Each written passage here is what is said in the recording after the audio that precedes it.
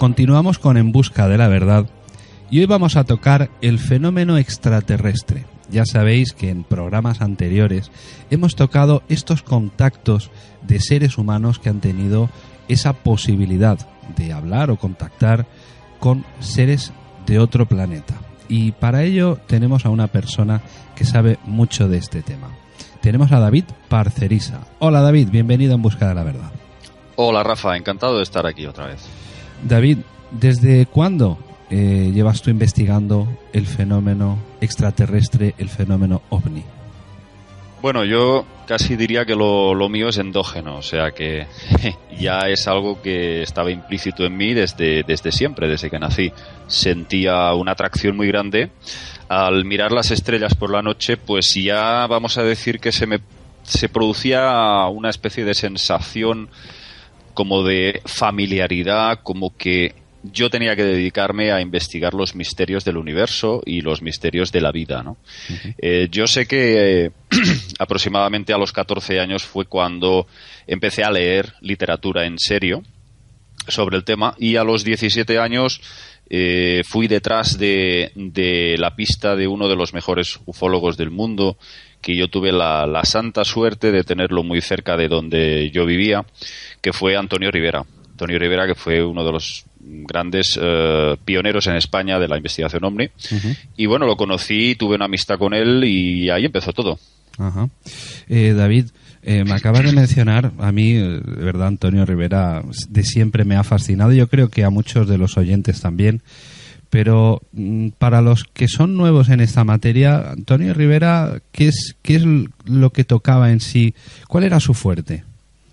Su fuerte no fueron solamente los ovnis. La gente tiene que saber que estamos hablando de un personaje con un bagaje cultural muy, muy elevado. Estaba licenciado en Filosofía y Letras, pero él se dedicó ya desde joven a escribir obras de teatro, novelas. Fue una persona también muy interesado en el mundo submarino, gran amigo, por cierto, del famoso oceanógrafo francés Jacques Cousteau. Sí. Entonces, él escribió pues una extensísima literatura, no solamente del fenómeno OVNI, pero sí tenemos que destacar dentro de todos sus aspectos, incluso poesía, te puedo decir que era un gran poeta. Uh-huh. Rivera también, dentro de la ufología, considero que su fuerte era las abducciones. Era el tema que a mí personalmente me lo había dicho. Él consideraba que detrás de las abducciones se hallaba la clave del enigma. Él estaba convencido de que si podíamos resolver el porqué de las abducciones, cuáles eran las verdaderas intenciones de estos seres al secuestrar seres humanos y someterlos a diferentes experimentos, descubriríamos verdaderamente la verdad que se ocultaba detrás del fenómeno extraterrestre. Uh-huh. David, con tu experiencia, ¿tú podrías decirnos qué se esconde exactamente detrás de las abducciones? Porque te haré un comentario. Sabemos que a lo largo de toda esta historia de la ufología, siempre, pues bueno, venimos pensando de que, bueno, ¿para qué más abducciones si llevan desde los años que nosotros conozcamos, desde los años 40 o 50, pues bueno, secuestrando a seres de este planeta? ¿Para qué tanta abducción? Bueno, ya en la Biblia podemos hablar del profeta Elías, que fue izado a los cielos. En fin, es algo que desde luego es ancestral, no obedece solamente al fenómeno ovni moderno. Uh-huh. Yo considero que lo que ha cambiado con respecto a los primeros años en que yo empecé a estudiar las abducciones, lo que ha cambiado básicamente en mi visión del tema es que antes consideraba que, esa visión más simplista, de considerar pues que venían de fuera estos seres y venían aquí a realizar experimentos y punto. Uh-huh. Ahora mismo pienso todo lo contrario, es decir, ya no considero siquiera que estemos hablando de seres que vienen de fuera. Ahora estoy dentro de una visión mucho más compleja, sí, considerando globalmente a la humanidad como una especie de raza que pertenece a otros. Es un poco en la línea de lo que decía Charles Ford, famoso documentalista que investigaba casos extraños y iba reuniendo todo tipo de casuística anómala.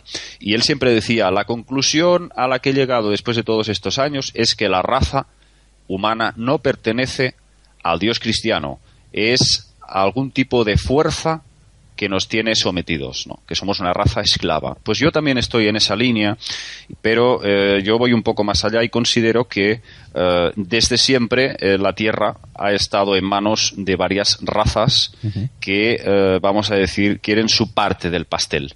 Y a eso me refiero al tema de alimentarse de nuestras energías vitales. Y por eso el mundo básicamente está como está. Sí. Porque no importa si entra Obama o entra Kerry o entra el político que sea dentro de la presidencia de los Estados Unidos o de donde sea, o de cualquier otra poderosa nación, sí. Porque siempre están jugando con la derecha, la izquierda, los demócratas o los republicanos, da igual lo que sea el movimiento político, porque detrás de todo este teatro, vamos a decir, en lo alto de esta gran pirámide de poder, están los mismos dirigentes que no son precisamente humanos como nosotros. Estamos hablando de otras razas que, lógicamente, no pertenecen a nuestro género humano. Y estas son las que verdaderamente realizan estas abducciones desde lo más remoto de la antigüedad. Ya considerando que la raza humana es fruto de una manipulación genética en toda regla, pues nada descabellado es sospechar que desde entonces, desde la, vamos a decir, creación o recreación que nos han realizado desde hace miles de años, esto sigue. Y sigue a pasos agigantados. Yo no sé la finalidad última de estas abducciones, pero sí vemos un patrón que se repite constantemente y es su interés por nuestra genética. Es como que es un poco lo que nosotros hacemos en las granjas con los animales, que aprovechamos su carne, su sangre, aprovechamos su plumaje en ciertas especies, las utilizamos para vestirnos, ¿sí? Pues nosotros estamos básicamente a ese nivel con respecto a estos seres. Estos seres están muy, muy interesados en nuestra genética y a través de ella es como ellos parece que están realizando hibridaciones. Y este es el kit de la cuestión. Y de eso ya sabemos mucho desde los años 80, gracias a investigadores de gran nivel como, por ejemplo, el artista neoyorquino Bud Hopkins o el famoso psiquiatra de la Universidad de Harvard, John Mack.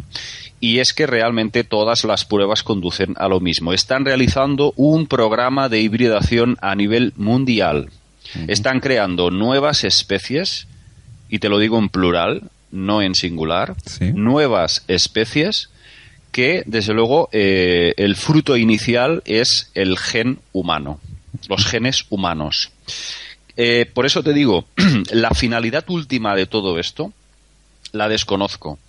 Pero sé que estos seres ya encontramos referencias tanto en la Biblia como en el Popol Vuh de los mayas o en muchísimos otros textos antiguos, podemos irnos a los védicos también, siempre están hablando estos seres de experimentación, de crear nuevas especies. Y yo creo que realmente lo que ellos buscan es el esclavo perfecto. No creo que la humanidad sea la única humanidad que ellos tienen sometida, esclavizada. Creo que hay más humanidades. ¿Sí?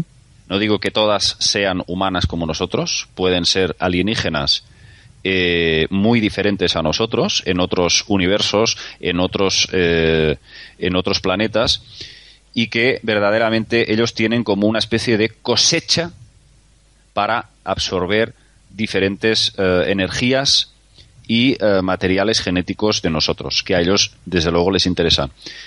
¿Quién está detrás de todo esto? Yo actualmente estoy convencido de que se trata de razas reptilianas. David, dentro de todas estas razas que estás mencionando,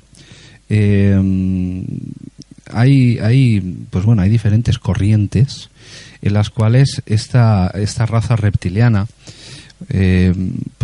los califican pues de seres malos, en este caso en relación al ser humano.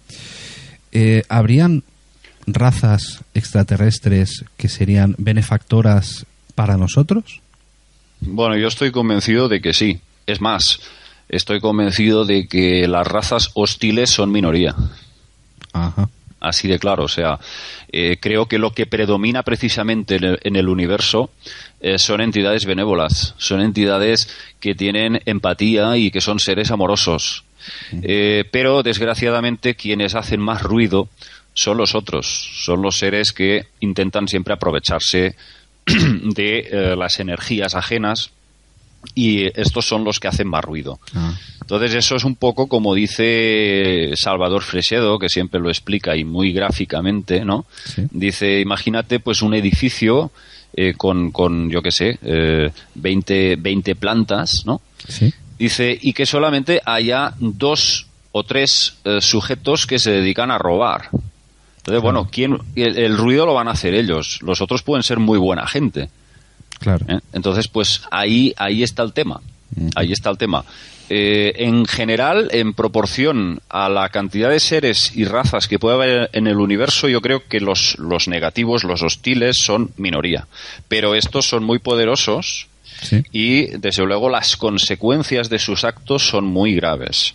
Yo pienso que existe una especie de ley cósmica que impide la intervención directa entre una raza que se encuentra tecnológicamente y moralmente en estado superior, que pueda intervenir directamente, como digo, en esa otra raza inferior. Entonces, eso implica, ya de por sí, que la raza que está en inferioridad de condiciones tiene que poder ser capaz de salir de esa situación por sus propios recursos. Sí. Porque si hay una intervención directa, representa que están violando, vamos a decir, están alterando el curso de los hechos. Claro, muchos te dirán, bueno, sí, pero es que los malos también están alterando porque están realizando pues una serie de actividades muy nocivas, ¿no? Uh-huh. Pero a este respecto, según diversas filosofías, incluso orientales o budistas, te van a decir que sigue siendo una alteración el hecho de intervenir de una forma directa, porque las almas, te van a decir que el trasfondo de todo esto es que las almas que están sufriendo han elegido de alguna forma, porque dice que siempre el universo tiene 2 formas para comprender o para llegar a la verdad, sí. Y es por comprensión o por dolor. Ajá. Entonces parece que la humanidad se encontraría en una etapa evolutiva en la que libremente habría elegido el dolor. A mí me cuesta mucho racionalizar todas estas concepciones filosóficas tan extremadamente complejas cuando uno ve la tremendísima injusticia que se está cometiendo con el ser humano. Y eso muchas veces, pues, por mucho que intentes racionalizar esos conceptos, pues sientes rabia. Sientes rabia y sientes impotencia, ¿no? Sí. Porque, desde luego, el mundo está patas arriba, y tú lo sabes mejor que yo, Rafa, que eres militar, uh-huh. Y la verdad es que es triste. No puedes librarte de una sensación de impotencia y de tristeza y de preguntarte por qué. Y sobre todo, por qué estos seres que sí son nuestros amigos, que yo estoy convencido que existen, no intervienen ya de una puñetera vez y hacen algo para, vamos a decir, pues al menos echarnos un cable, ¿no? Sí. Claro, hay muchos comunicados que supuestamente se reciben de estas entidades a través de diferentes canalizaciones, lo que en inglés se llama este fenómeno channeling, y que nosotros vulgarmente decimos los contactados. Y bueno, ellos nos dicen que estos seres positivos ya están ayudándonos. Lo que pasa es que esas ayudas no las percibimos. Son sutiles, uh-huh. Son muy, muy sutiles. Sí. Y son siempre alentadoras a nivel moral, a nivel de pequeños y grandes descubrimientos, pero que dan fruto al cabo de muchas décadas o al cabo de mucho tiempo. Nosotros solamente lo más visible, lo más evidente es el terrible sufrimiento que seguimos experimentando, tanto en hambrunas como en guerras, como en injusticias sociales, etcétera, etcétera. Entonces, ante eso, lógicamente, como humanos que somos y no podemos entender las leyes universales, pues lógicamente somos presa de la rabia y de la impotencia. David, Buena exposición, me ha gustado mucho. Te quería hacer una pregunta porque esto está volviendo a salir, el tema humo está volviendo a salir de nuevo, y todos los que afirmaban de que esto era falso, de que esto no era real, de que esto había sido pues un experimento social para descubrir pues en fin, cosas del ser humano. ¿Tú qué opinas respecto a este tema, al tema humo? Bueno, yo opino que estuve en medio de este fregado, vamos a decir, ¿sí? Ya en los años 90, cuando Rivera venía a mi casa y me contaba sus decepciones con ciertos investigadores, que no voy a decir, por supuesto, los nombres, porque eso sería pues liar más la troca que decimos aquí en Cataluña. Uh-huh. Pero bueno, vamos a ver, yo respeto todas las opiniones de los entonces jóvenes ufólogos, hoy ya no tan jóvenes, pero sí le doy la razón a Rivera, en el sentido de que las cosas las investigaciones no se han llevado demasiado bien. Yo considero que detrás de humo se oculta un plan maestro para precisamente hacernos creer a través de pretendidos fraudes que no existe. Hay que entender que Rivera siempre nos contaba que había tenido contactos con incluso agentes de la Interpol. Sí. Había tenido contactos con diferentes agencias gubernamentales y había podido sustraer mucha información que los entonces jóvenes investigadores ignoraban. Y una de estas informaciones para mí resaltables es que precisamente los humitas, imagínate, seres infiltrados en la Tierra, rubios, muy altos, aspecto nórdico, que viajaban con pasaportes falsos, daneses, por ejemplo. Sí.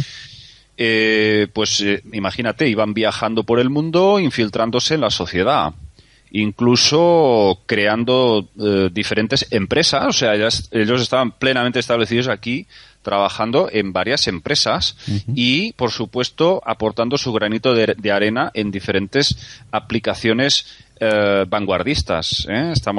Podemos hablar de, por ejemplo, mobiliario de última generación, electrodomésticos de última generación, y que parece que ellos estaban directamente implicados en su construcción. Sí. O sea, ahí estamos hablando de materiales, algunos de ellos simplemente plásticos, pero no eran plásticos como los que nosotros desarrollamos. Uh-huh. Estamos hablando de materiales muy resistentes al paso del tiempo y de una calidad exquisita. Uh-huh. Entonces, bueno, tampoco voy a, vamos a decir, extenderme mucho en ese tema, porque yo sé que hay ciertas razas que están infiltradas entre nosotros y que tienen diferentes, vamos a decir, pues empresas y que venden incluso productos. Pero bueno, más allá de eso, y eso lo sé por testimonios de personas que no son cuatro analfabetos, hay doctores, hay ingenieros que me han contado este tipo de historias, ¿no? Sí. Yo no tengo por qué pensar que se trata de un fraude, porque ya van más de 4 personas que me han explicado este tipo de historias, ¿no? Entonces, pienso que los investigadores se han creído lo que estos seres han querido. Ellos estaban perseguidos por la Interpol en su momento, han estado perseguidos por diferentes servicios de inteligencia, y ellos se han tenido que cubrir las espaldas. Y la mejor forma de hacerlo es a través de personajes como José Luis Jordán Peña, que fue, lógicamente, el reconocido y autoproclamado artífice de humo. Es decir, este señor, que era un parapsicólogo, sí, creo que madrileño, pues simplemente es el acusado, el único blanco de todo este tema de humo, como que él había montado todo este fraude. Podemos hablar de las fotografías de San José de Valderas, podemos hablar que supuestamente eran una serie de maquetas con el anagrama de humo, esa especie de símbolo que parece el planeta Urano. Sí. podemos hablar pues de ese supuesto aterrizaje creo que fue en Aluche, y que pues encontraron marcas de chamusquina, o sea, como si hubiese aterrizado realmente un objeto. ¿Todo eso fue un fraude? Por supuesto que sí. El problema es que hay una serie de informaciones dentro de estos comunicados, porque hay que decir a la audiencia, a los espectadores, sí, que estamos hablando de un caso muy complejo que supuestamente se iniciaría en 1950 en Francia, concretamente en La Javie, donde se supone que llegan a la Tierra estos seres, esta raza nórdica, y empiezan a infiltrarse a la Tierra y empiezan a comunicarse con los seres humanos a través de misivas, es decir, a través de correo. Y hay una serie de personajes aquí en España que recibieron estas cartas. Entre ellos, por ejemplo, el empresario catalán Rafael Farriols. Sí. Rafael Farriols, que es un personaje extraordinario, una persona muy inteligente que tuvo experiencias de contacto directo con estos seres, ¿no? Y que conjuntamente con Rivera, por ejemplo, pues escribieron un libro tan interesante como Caso Perfecto. Pero que, lógicamente, pues se ha querido desprestigiar todo esto, aun cuando el señor Rafael Farriols contaba que desde su propio despacho susurraba una serie de preguntas, y esto no te estoy hablando de los años 90, muy anterior. Sí. Él susurraba en su despacho cerrado a puerta cerrada una serie de preguntas y cuestiones y le llegaba la respuesta al cabo de unos días por correo certificado de estos supuestos humitas, dándole la respuesta. Y por ejemplo le decían, pues mira, tienes que invertir en bolsa en tal o cual mercado. Ajá. Y el tío lo hacía y efectivamente funcionaba. O sea, le daban un asesoramiento financiero. Curioso. Sí, pero de esto no hablan. Los que quieren, vamos a decir, hundir el tema humo, sí, de esto no hablan. Y hay muchísimas otras cosas que te podría contar, pero que no las puedo contar aquí. Uh-huh.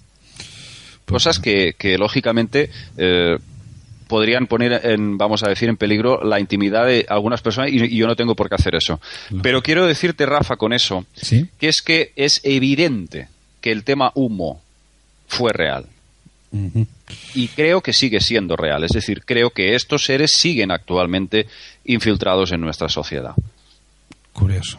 La verdad es que es un tema que ha levantado pues muchísimo interés, ha levantado, en su momento levantó ampollas, como se suele decir, y fue seguido por muchísima gente. Y bueno, luego ya sabemos que investigadores que decían que sí, luego quisieron demostrar que no, y los que no que sí. Ahí hubo, pues bueno, lo que porque es un tema que cuando uno ve fraude, pues ya le viene la paranoia del fraude y se cree que todo es un fraude. Y esto, claro, es un poco como tema Roswell. Uh-huh. Por favor, la cinta de Ray Santilli, cuando presentó la grabación de la autopsia de ese ser, ¿sí?, cuando se descubrió que era un fraude, hay un montón de investigadores como yo mismo que ya dijimos muchísimo tiempo atrás de que saldría que era un fraude, porque eso estaba todo subvencionado por estas élites secretas para hundir el tema. ¿Por qué? Porque la gente no tiene suficiente cultura para profundizar dentro del fenómeno ovni para darse cuenta de que Roswell absolutamente fue real. Ahí cayó un objeto que fue recuperado por las fuerzas aéreas, y claro, lógicamente, como en los medios ya se dice que es un fraude la filmación, la gente, como no tiene, vamos a decir, memoria colectiva ni capacidad para profundizar un poco más, pues ya está, todo Roswell es un fraude. Claro. Pues no es así, porque efectivamente, y como tú bien sabes, Rafa, el ser que aparece en la filmación de Ray Santilli uh-huh, no se corresponde con los testigos oculares que vieron los cadáveres de esos seres, que eran seres de 1,20 m, 1,30 m, sí, pequeñitos, delgaditos, con esa cabeza en forma de pera invertida y grandes ojos. Claro.